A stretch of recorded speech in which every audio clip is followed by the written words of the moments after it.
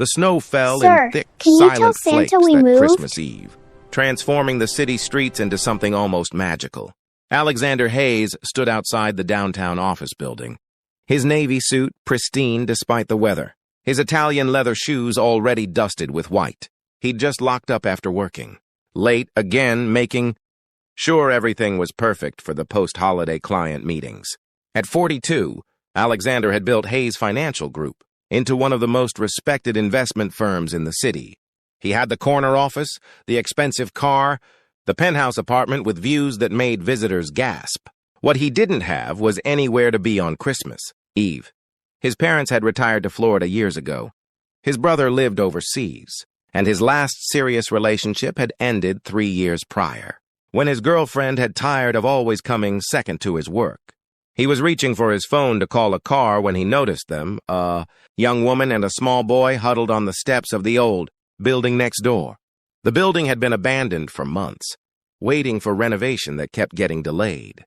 They sat among several bags and a small suitcase, the woman's arm wrapped protectively around the child. The boy couldn't have been more than 4, wearing a green knit cap and a red jacket that looked warm enough at least. He clutched a worn teddy bear and was pointing up at the sky, saying something to his mother. The woman was maybe 26 or 27, blonde hair pulled back in a braid, wearing a tan jacket that had seen better days. Even from a distance, Alexander could see she was trying to smile for her son, trying to make this, whatever this was, seem less dire than it clearly was. Alexander had learned long ago to walk past such scenes. The city was full of people struggling, and you couldn't help everyone. Getting involved meant complications, meant emotions he didn't have time for. His therapist had once told him he'd built walls, so high that even he couldn't see over them anymore. But it was Christmas Eve, and the boy was so small. Before he'd fully decided to do so, Alexander found himself walking toward them. The woman noticed him approaching and instinctively pulled her son closer, her body language shifting to protective alertness. "I'm sorry to bother you," Alexander said, stopping a respectful distance away and raising his hand slightly to show he meant no harm. "I work in the building next door. I just wanted to make sure you're okay. It's getting colder, and this street isn't the safest at night." The woman's jaw tightened. "We're fine, thank you." Her voice was polite but firm, the tone of someone used to fending for themselves. "We're just waiting for someone." It was clearly a lie, but a proud one. Alexander recognized pride. He'd worn it like armor for years. The little boy looked up at Alexander with wide eyes, then tugged on his mother's sleeve. "Mama, is that the man from your work?" "No, sweetie. This is someone different." "Oh." The boy seemed to consider this, then said with the fearless directness of children, "We're sitting here because we don't have a house right now. But Mama says it's an adventure." "Noah," the woman said softly, a mix of embarrassment and resignation in her voice. "Sorry," Noah said, though he didn't look particularly sorry. He pointed up at the sky again, where snowflakes continued to fall through the glow of the streetlights. "Look, it's snowing." "It's perfect for Christmas." Alexander felt something crack in his carefully maintained composure.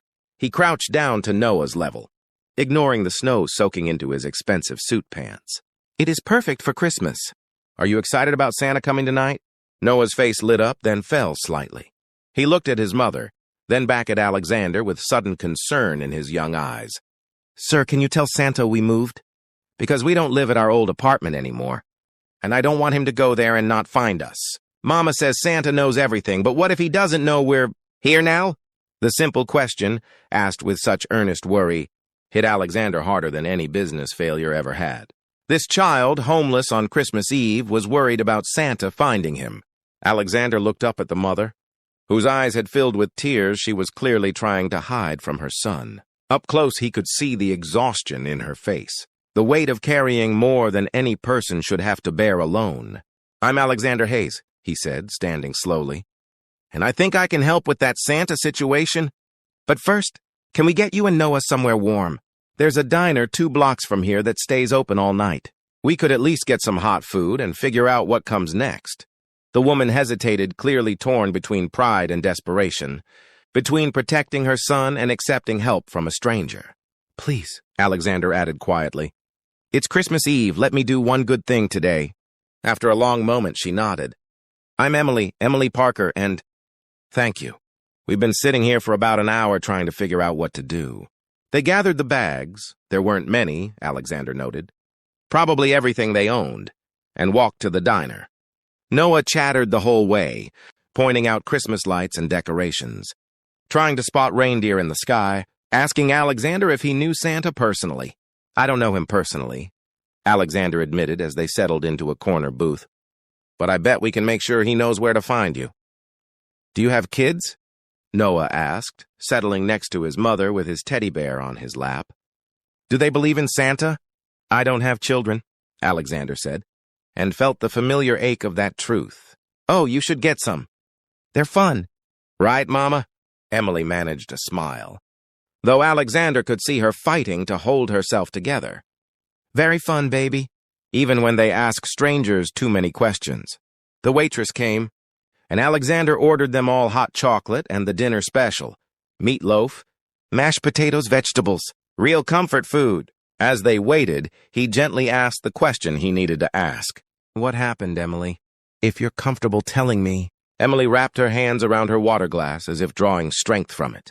Noah was distracted by coloring on the kids' menu the waitress had brought, humming jingle bells to himself. I work as a bookkeeper, Emily said quietly. Worked at Meridian Properties. You probably know it. It's one of the bigger real estate companies downtown. Alexander nodded. He knew of it. I've been there for 3 years. The pay wasn't great, but it was steady, and it had benefits.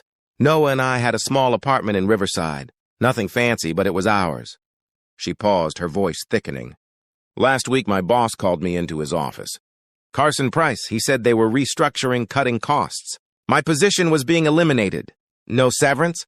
Alexander asked, his business mind already calculating the wrongness of that. 2 weeks' pay, which sounds like something until you realize I'm a single mother with no family in the area, no savings because medical bills from when Noah was born ate through everything, and rent due on an apartment I could barely afford even with a job. Her voice cracked slightly. I used the severance to pay this month's rent, thinking I'd find something quickly. But it's Christmas week. Nobody's hiring. I made it to December 24th before my landlord said I had to be out. He'd rented the place to someone else starting January 1st, and he needed it empty. So today, Alexander prompted gently, today I packed what we could carry, put the rest in a storage unit I can't really afford, and left. I've been calling shelters all day, but they're all full. It's Christmas Eve. Everyone wants to help on Christmas Eve. But there are more people who need help than there are beds. She wiped her eyes quickly. I was trying to figure out if there was a church or somewhere that would at least let us sit inside, where it's warm.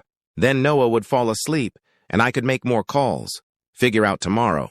Their food arrived, and Alexander watched Noah's eyes widen at the plate of hot food. The boy dove in with the appetite of someone who hadn't eaten much that day, or maybe longer. Emily, Alexander said carefully, what if I told you I might have a solution, at least for tonight? She looked at him warily. I'm not interested in anything that isn't.